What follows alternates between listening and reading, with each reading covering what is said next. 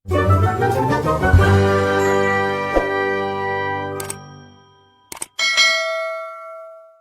semua, Om Swastiastu, Namo Buddhaya, salam kebajikan. Saya menyampaikan permohonan maaf kepada semua pihak. Saya tidak lagi menyebutkan satu persatu untuk mempersingkat waktu, karena tadi MC sudah menyampaikan. Yang pasti tentu sebagai Kepala BP2MI saya ingin menyampaikan terima kasih dan hormat setinggi-tingginya atas kehadiran Bapak Ibu para kepala daerah, bupati maupun wali kota dan juga atau yang mewakili lembaga Kepolisian Republik Indonesia, kemudian juga lembaga pendidikan dan lembaga sarana kesehatan. Alhamdulillah pada hari ini kita telah menandatangani nota kesepahaman dan juga perjanjian kerjasama antara BP2MI dengan berbagai pihak. Mudah-mudahan di tengah situasi yang kita sedang berhadapan dengan ancaman yang sangat serius karena pandemi COVID yang belum berakhir, dua kan situasi perang Ukraina dan juga Rusia yang ini menimbulkan dampak global, termasuk ancaman resesi bagi negara-negara di dunia. Namun alhamdulillah puji Tuhan Indonesia masih digolongkan negara kuat hingga hari ini, negara yang dunia mengakui kita adalah negara yang paling sukses dalam penanganan pandemi COVID. Ya. Bahkan pertumbuhan ekonomi kita dari 3% sekarang berada di 5,4%. Pokoknya top markotop Indonesia. Bapak Ibu yang sangat kami hormati, tadi ditayangkan video bagaimana BP2MI melaksanakan tugas dan mandat undang-undang dalam memberikan pelayanan, penempatan maupun pelindungan bagi pekerja migran Indonesia. Ada pemandangan yang sangat kontras, berhadapan-hadapan, dua belahan dunia, di mana video awal kita lihat gambaran anak-anak bangsa yang menjadi korban penempatan ilegal. Menyedihkan, menyakitkan, dan kadang membuat saya marah terhadap situasi ini. Dan harusnya ini menjadi kemarahan kolektif kita. World Bank merilis bahwa anak-anak Indonesia yang sedang bekerja di luar negeri itu jumlahnya 9 juta. Resmi, lembaga internasional yang pasti ya, risetnya itu saintifik, tidak perlu diragukan. 9 juta. Sementara yang tercatat secara resmi di sistem yang kami miliki, sistem P2MI, yang tadi Bapak Ibu kan undang dan saya menjadi tour guide tadi, ya, ada 4,6 juta.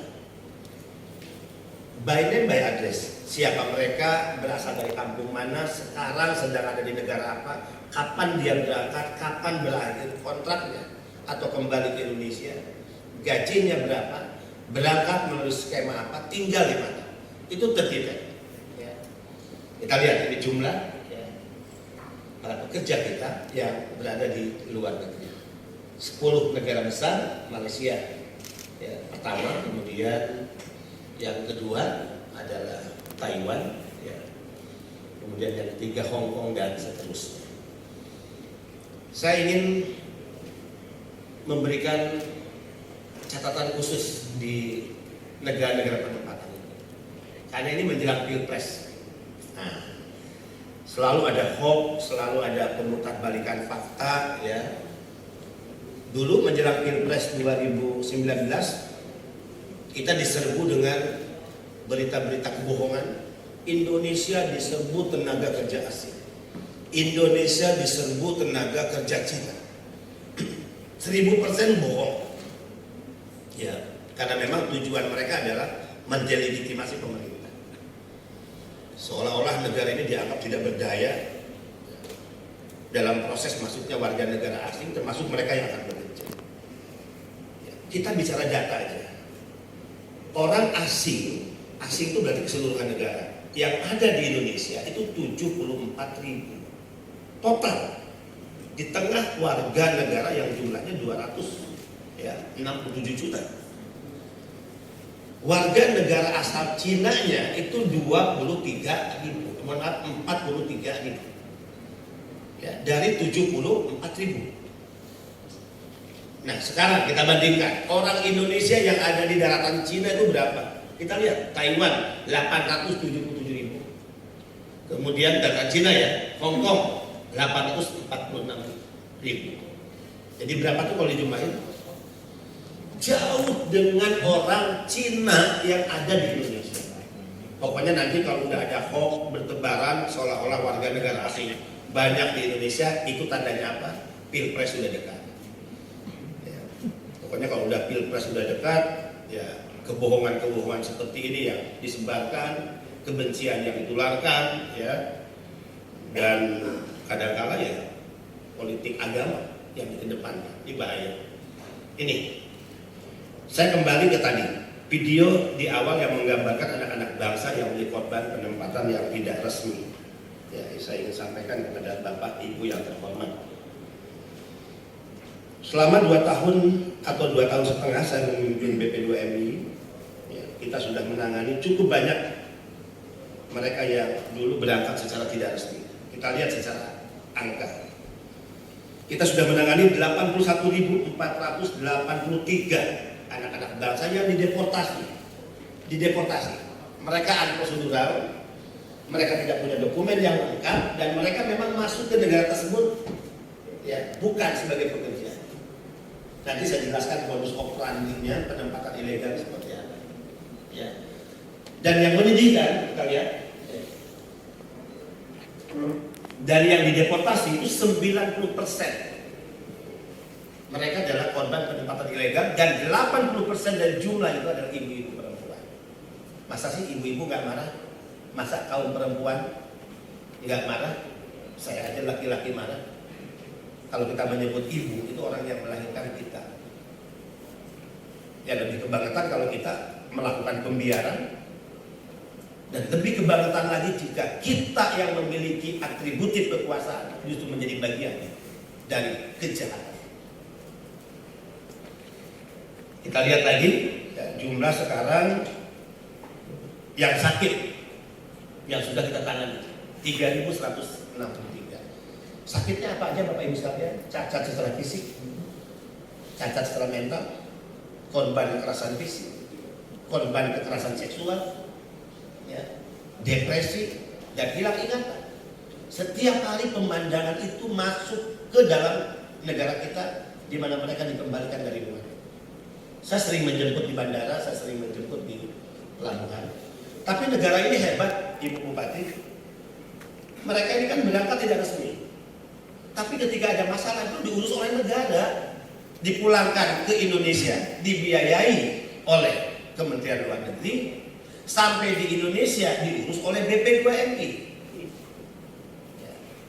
Pertanyaannya, tanggung jawab Pemda di mana? Ini penting bagi kita. Dan itu anggaran yang tidak kecil.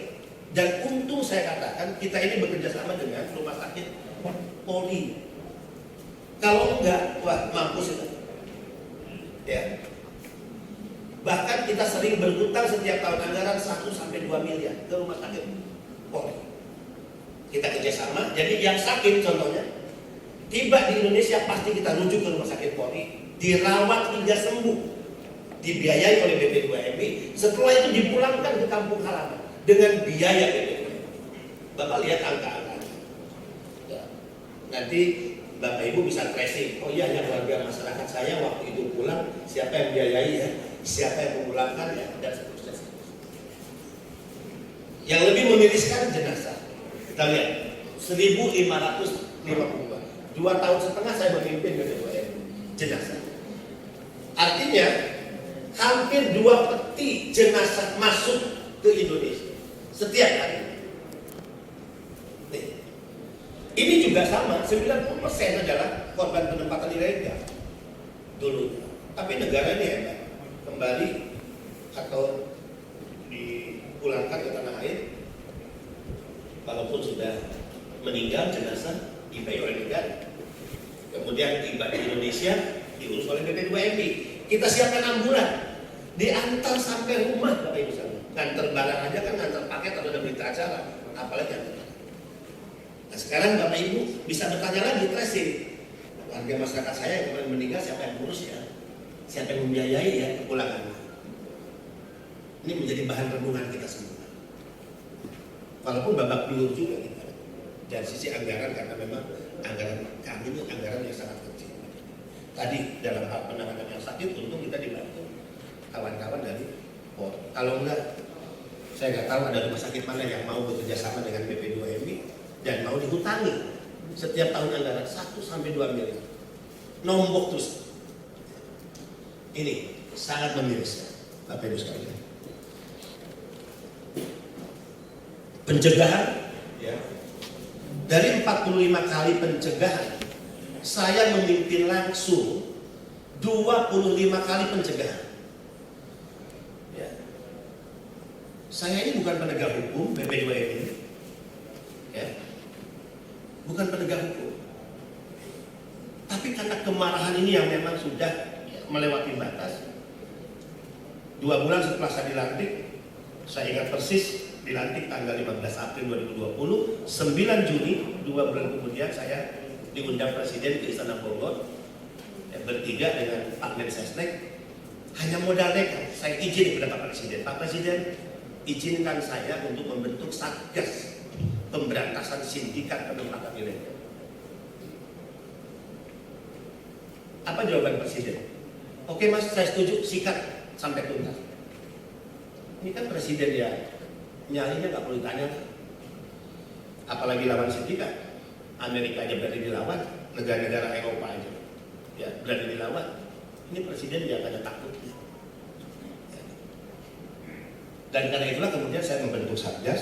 Dari 25 kali penggerebekan, kita sudah mampu mencegah kurang lebih, kita lihatkan angkanya 1.400-an yang kita sudah cegah. Nanti tanyakan yang pencegahannya, penggerebekan. Ya. Bapak Ibu bisa tahu bagaimana proses-proses penggerebekan itu. Mereka ditampung di mana? Mereka itu ditampung di rumah-rumah kumuh, hanya untuk menghindari kecurigaan publik, kecurigaan orang.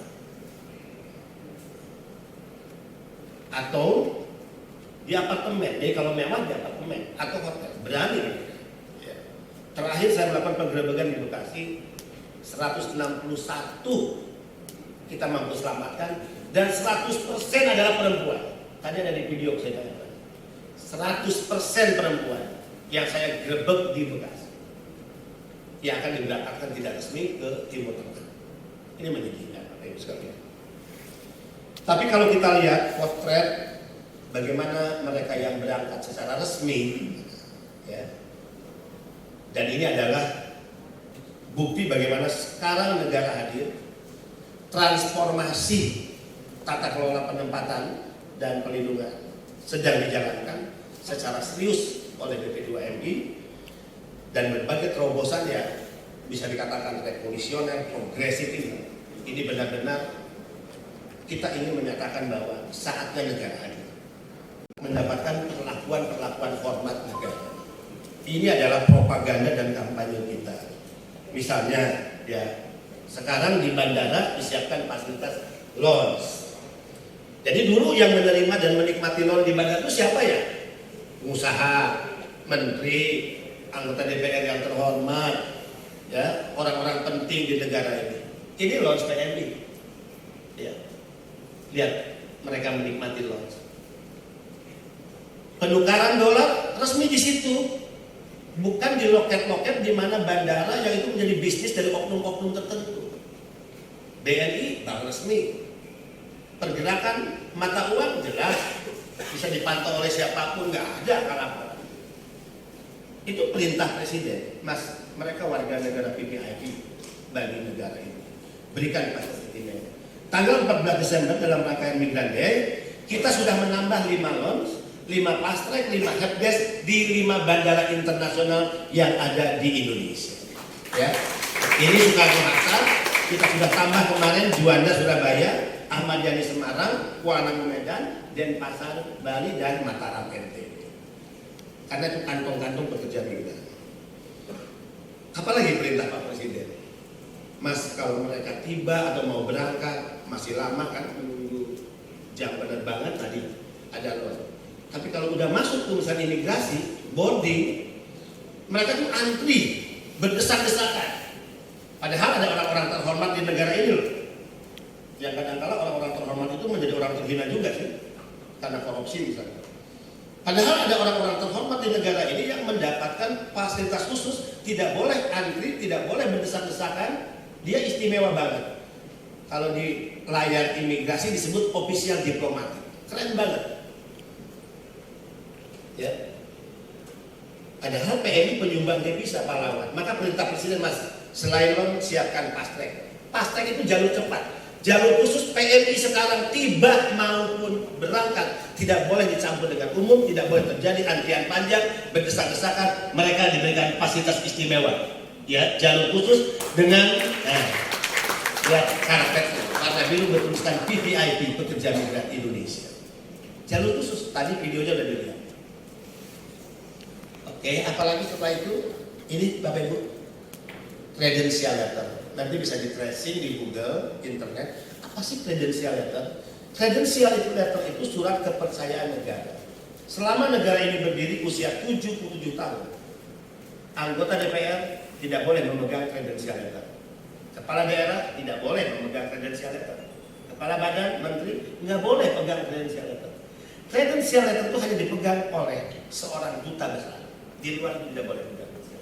Dan sekarang selain duta besar, PMI memegang credential letter, surat kepercayaan negara.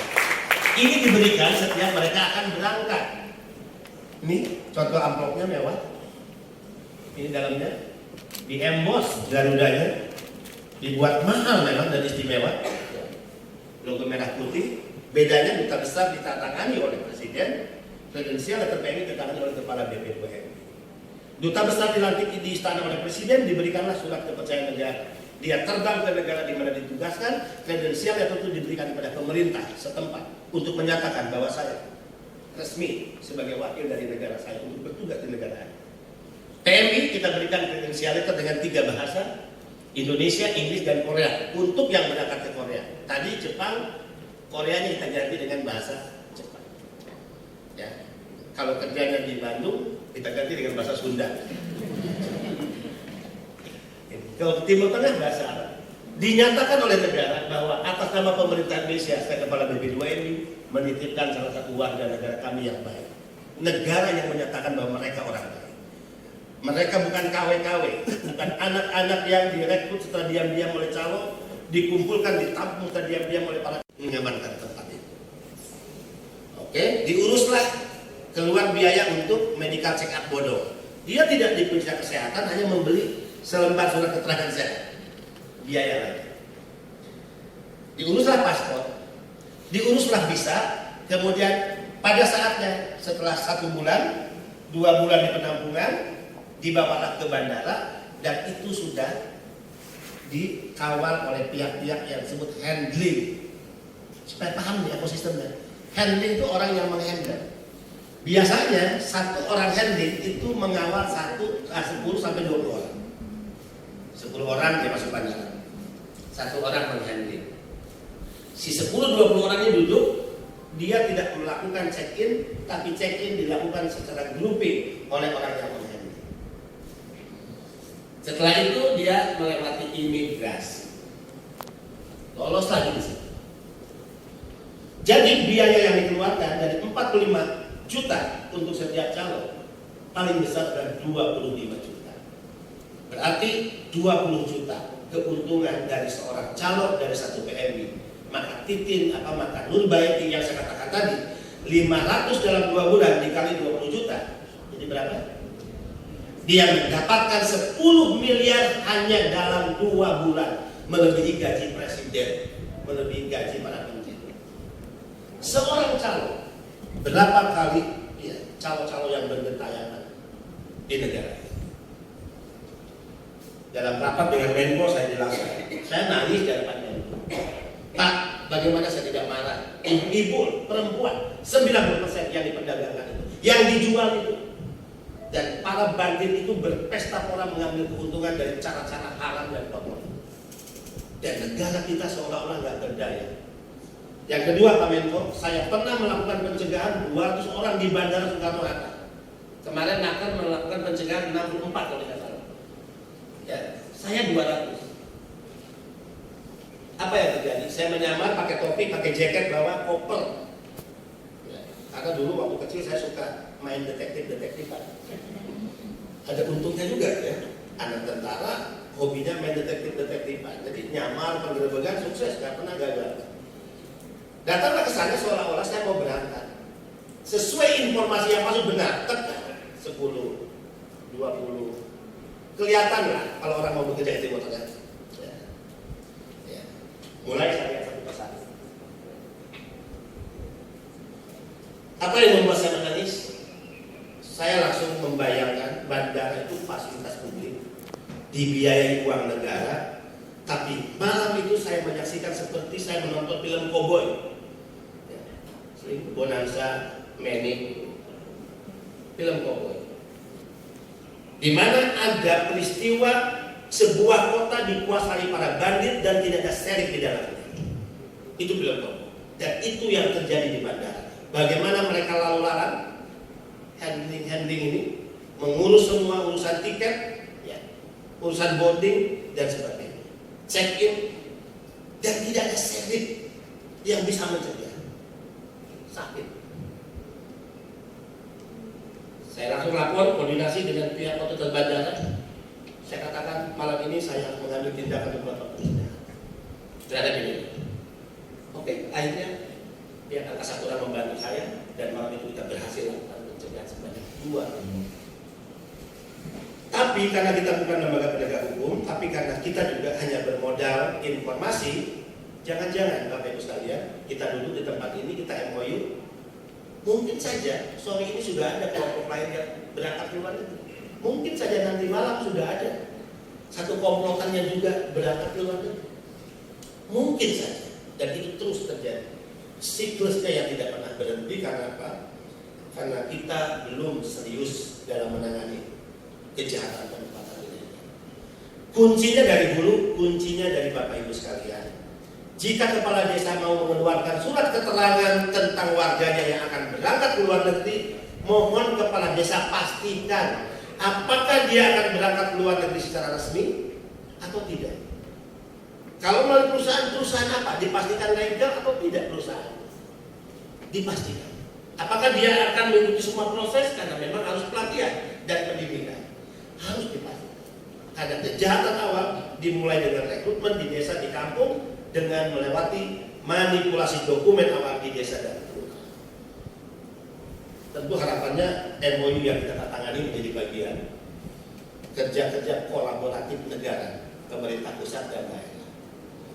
Bolehkah saya diizinkan untuk mengingatkan Bapak Ibu sekalian, karena masih ada pandangan seolah-olah penanganan PMI tanggung jawab pusat. Tidak.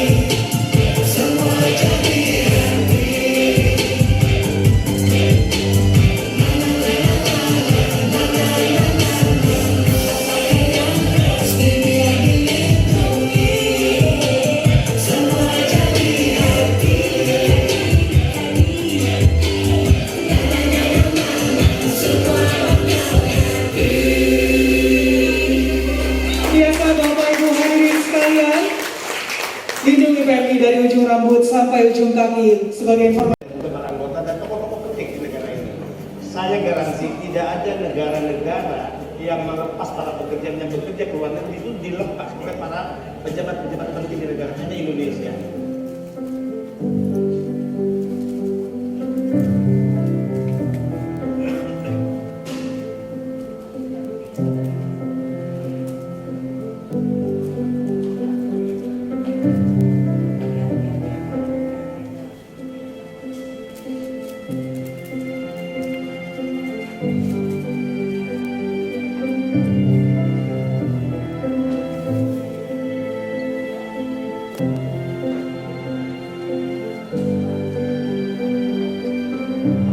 Kenapa suaranya nggak dimainin? Presiden ngomong.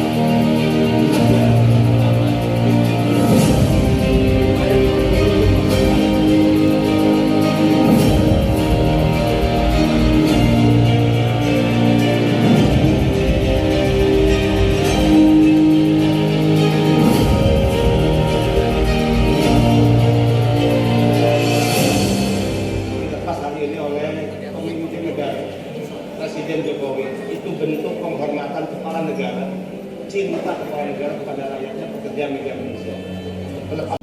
Lulusan yang terbanyak yang bekerja di luar negeri dari 38 Poltekkes, dan sebagian besar itu ke Jepang. Ke Jepang ini memang sampai dengan saat ini kita baru yang terbanyak itu perawat, Pak. Di luar perawat itu juga ada bidan, kemudian kemarin itu gizi. Tapi untuk profesi yang lain memang kita masih terkendala, mungkin penerimaan untuk di luar negeri.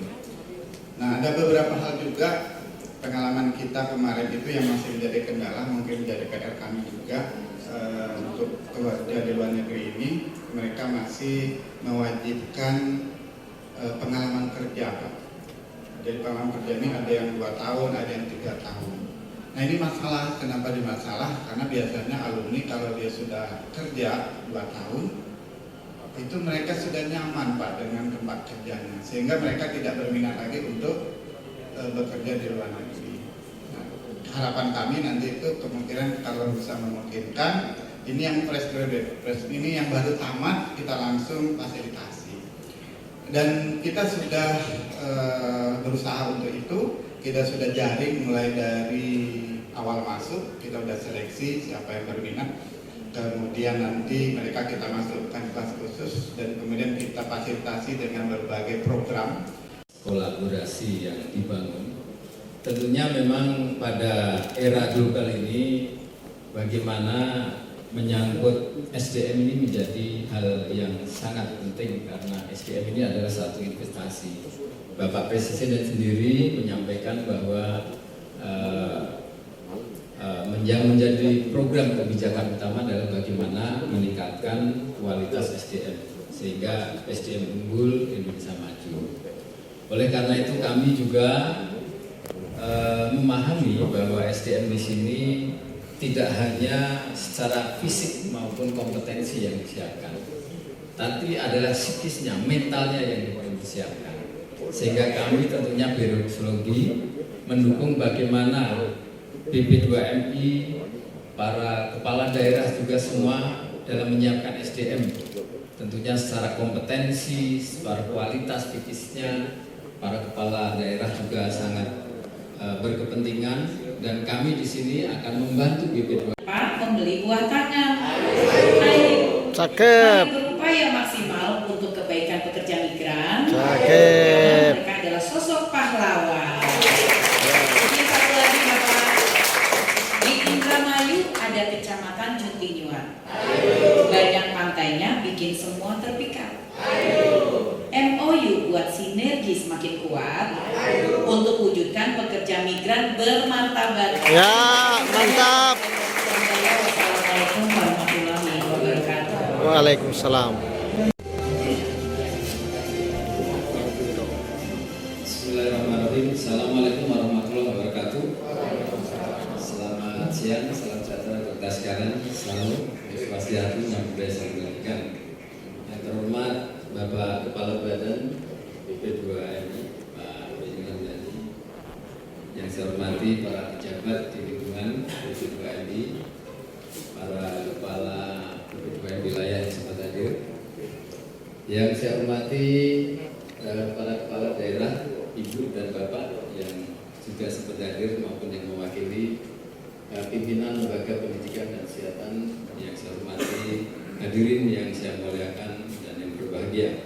Syukur alhamdulillah Bapak Ibu sekalian, kita bisa hadir bersama di ruang yang indah ini, di ruang BP2MI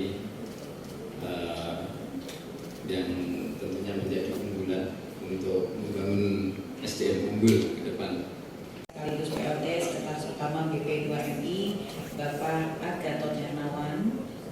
Yang saya hormati Kepala Biro Psikologi SSDM Polri Bapak Brigadir Jenderal Polisi Kristiono SIK MSI. Yang saya hormati Bupati Cirebon Bapak Dr. Andes Haji Imron MAG beserta jajaran. Yang saya hormati Wali Kota Banjar Ibu Dr. Hajah Ade UU Sukaisi SHMH beserta jajaran. Yang saya hormati Bupati Donggala Bapak Dr. Andes Kasman SHMH beserta jajaran. Yang saya hormati Bupati Garut Bapak Haji Rudi Gunawan SHMH beserta jajaran. Yang saya hormati Wakil Bupati Majalengka Bapak Karsono D. Mardiana beserta jajaran. Yang saya hormati para pejabat dari Kabupaten Subang, Cianjur, Ciamis, Bandung Barat, dan Kota Tasikmalaya. Yang saya hormati Kepala Dinas Tenaga Kerja Kabupaten Indramayu Bapak Erwin Marpinda beserta Kepala Perangkat Daerah terkait di Kabupaten Indramayu.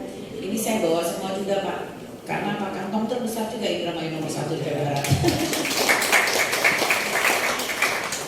Yang saya hormati para pimpinan lembaga pendidikan dan lembaga kesehatan yang hari ini melaksanakan penandatanganan bersama BP2MI serta Kepala Pimpinan Cabang BJB Kabupaten Indramayu Bapak Asep Wahyu Ismail, dan juga yang saya hormati hadirin undangan yang berbahagia. Syukur alhamdulillah kita selalu panjatkan kehadiran Allah Subhanahu wa taala atas segala rahmat dan karunia-Nya sehingga pada hari ini yang berbahagia ini kita dapat bersilaturahmi dalam acara penandatanganan dokumen kerjasama antara Badan Perlindungan Pekerja Migran Indonesia dengan pemerintah daerah dan kementerian atau lembaga. Hadirin yang saya hormati, mohon izin Bapak, suatu kehormatan buat kami tadi bisa masuk dalam melihat comment center yang ada di BP2MI, dan saya tadi langsung karena bawa Ibu Bapeda dan mungkin kita semua perwakilan dari kepala daerah yang kantongnya kantong-kantong terbesar PMI, insya Allah siap untuk bikin comment center. Dan tadi udah kita, ini harganya berapa sampai berapa udah, ayo dianggarkan. Mudah-mudahan tahun depan kita bisa anggarkan untuk bisa memantau bagaimana yang namanya pahlawan di negara kita ini bisa terpantau, bisa terlindungi dari segala, dari berangkat, sebelum berangkat, dari berangkat sampai di sana juga. Salah satunya di Indramayu ini adalah yang terbesar Bapak. Problema saya dilantikkan tahun 2021 Februari.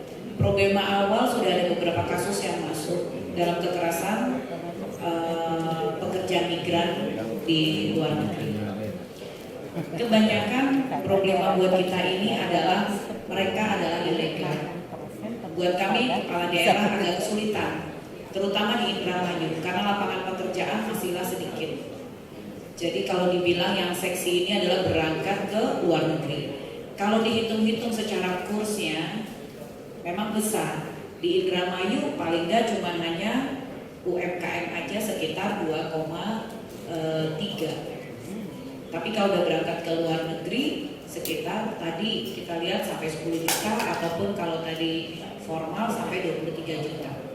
Kemarin saya berkumpul dengan Purna Migran. Salah satu program unggulan di pemerintah Kabupaten Indramayu adalah PERI, perempuan berdikari, karena efek ataupun imbas dari pandemi COVID, Bapak.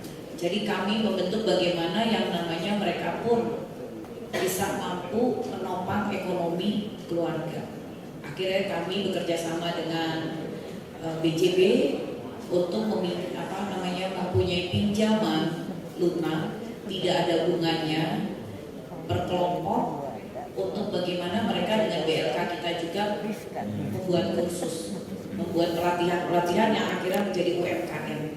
Karena bagaimanapun mereka ingin kembali, tapi mereka karena pandemi dipulangkan. Karena pandemi dipulangkan, kebanyakan yang ilegal juga, akhirnya ada yang trauma juga. Istrinya berangkat, suaminya nikah lagi, Bapak. Itu problema terbesar. Dan tahu-taunya pas balik suaminya udah punya rumah tangga baru, gimana itu, Bapak? Itu salah satu problemanya. Di Indramayu itu banyak sekali. Dan Jabal KSTRT, kami persilakan.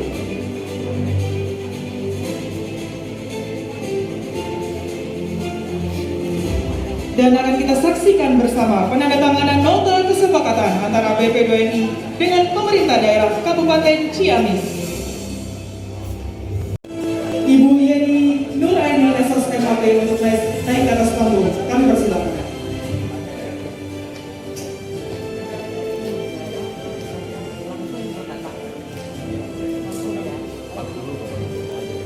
Dan kita saksikan bersama penandatanganan nota kesepakatan antara BP2MI dengan pemerintah daerah Kabupaten Subang.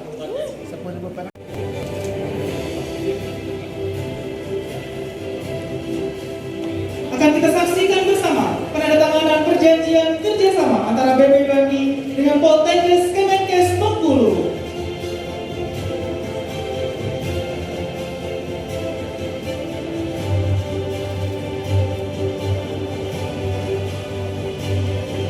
Berikan apresiasi yang luar biasa bagi PD, kami persilakan. Tasikmalaya.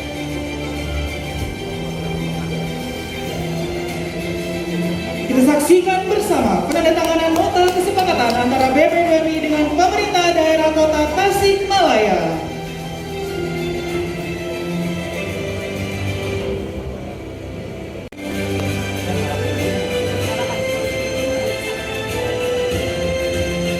Berikan tepuk tangan yang luar biasa, Bapak Ibu hadirin.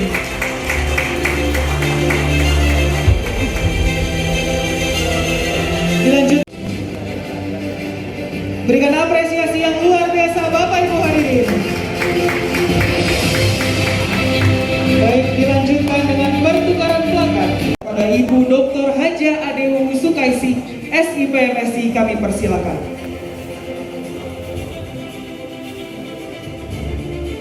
Akan kita saksikan bersama penandatanganan nota kesepakatan antara BP2MI dengan pemerintah daerah Kota Banjar.